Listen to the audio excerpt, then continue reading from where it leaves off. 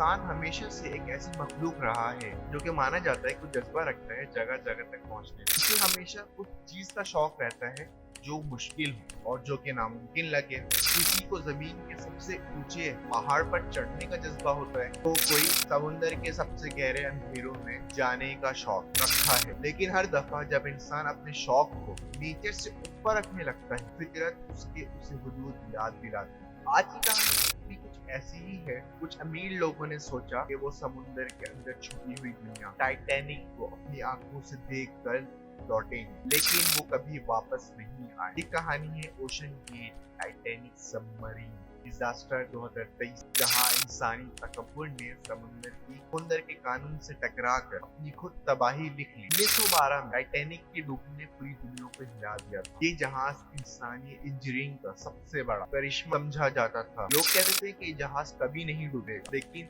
Iceberg ने कुछ घंटों में उस दावे को मिट्टी में मिला दिया। उस दिन से लेकर आज तक टाइटैनिक लोगों के लिए सिर्फ एक जहाज नहीं रहा, बल्कि एक राज बन गया है। हर साल लोग इस सोच कर हैरान रहते हैं कि वो जहाज अब किस हालत में होगा, समुंदर के इतने नीचे इतने सालों से छुपा हुआ। और इसी क्यूरियोसिटी ने एक नई मिशन को जन्म दिया, ओशन गेट एक्सपीडिशन। कंपनी ने डिसाइड किया कि वो लोगों को टाइटैनिक तक ले जाए। इसके लिए उन्होंने छोटा सबमरीन बनाई, इसका नाम रखा गया टाइटन। कंपनी के फाउंडर स्टॉकटन रश एक एडवेंचर और रिस्क लविंग इंसान था। उसका कहना था, अगर हम प्रोग्रेस चाहते हैं तो हमें अपने रूल्स तोड़ने पड़ेंगे। उनके लिए सेफ्टी एक रुकावट थी और इनोवेशन सबसे बड़ा मकसद। लेकिन उन्हें यह अंदाजा नहीं था कि उनकी ये सोच कहां तक ले जाएगी। 18 जून 2023 सुबह का वक्त था। नॉर्थ अटलांटिक ओशन के सर्द पानियों में फोर्थ शिप पोलर प्रिंस तैयार के डेक पर टाइटन सबमर्सिबल अपनी छोटी सी क्रू के साथ मिशन के लिए रेडी थी। सबमरीन पर सिर्फ 5 लोग बैठे थे। स्टॉकटन रश जो मिशन के लीडर और ओशन गेट के सीईओ थे,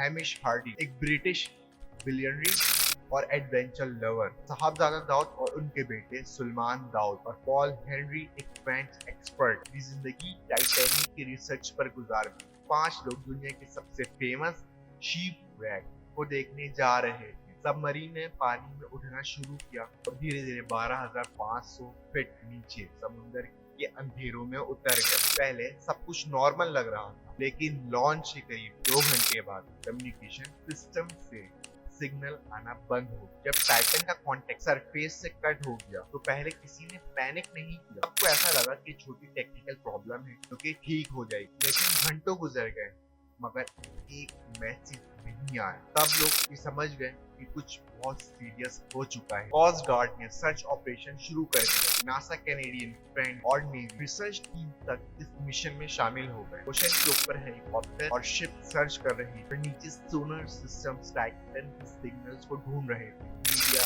हर मिनट अपडेट दे रहा। इनके अंदर सिर्फ 96 घंटे की ऑक्सीजन बची। दुनिया भर के लोग दुआ कर रहे हैं थोड़ी देर में किसी सोनर सिस्टम से कुछ आवाज मिलती और सब कहते हैं शायद ये वही है और जिंदा है। लेकिन समुद्र के अंदर खामोशी का मतलब होता है कि मौत का इंतजार। हर घंटे उम्मीद कम होती गई और डर बढ़ता गया। 22 जून को ओशन कंपनी ने एक प्रेस कॉन्फ्रेंस में कंफर्म किया, टाइटन सबमरीन इम्प्लोडेड हो गया है। इम्प्लोजन का मतलब ये है कि सबमरीन के अंदर और बाहर के प्रेशर में इतना फर्क था कि वो 1 सेकंड के हिस्से में खुद पर ही गिर गई। 1 सेकंड भी नहीं लगा, सब कुछ मिट गया। समुद्र के नीचे प्रेशर 6000 PSI से ज्यादा होता है। ये इतना ज्यादा है कि इंसान अगर उस जगह पर प्रोटेक्शन के लिए जाए तो उसका जिस्म एक पल में तबाह हो जाएगा। टाइटन की बॉडी इस प्रेशर को बर्दाश्त नहीं कर सकती। साइंटिस्ट ने कहा कि उन 5 लोगों को कुछ मिशन महसूस करने का मौका भी नहीं मिला। उनकी मौत इंस्टेंट थी, बिना दर्द,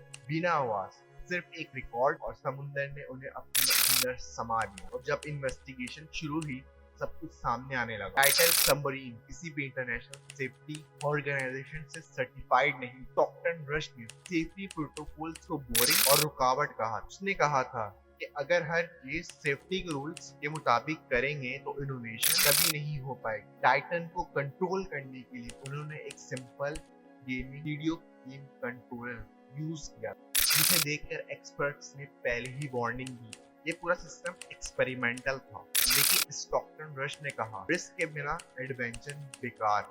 ओशन की एक जर्नी थी, लेकिन मिशन के लिए एक फितरत, लेकिन फितरत के लिए एक चैलेंज। पर नेचर ने हर दफा की तरह अपना जवाब 1 सेकंड में बिना वार्निंग के दिया। ओशन की डिजास्टर हमें ये याद दिलाती है कि इंसान अपने इल्म और टेक्नोलॉजी पर कितना भी फख्र करे, वो कभी नेचर से बड़ा नहीं हो सकता। हम स्पेस में गए, AI बनाए, लेकिन समुद्र के नीचे अभी भी हम मेहमान हैं। नेचर अपना कानून खुद लिखता है और उसके खिलाफ चलना इंसान के लिए हर दफा तबाही बनकर वापस आता है।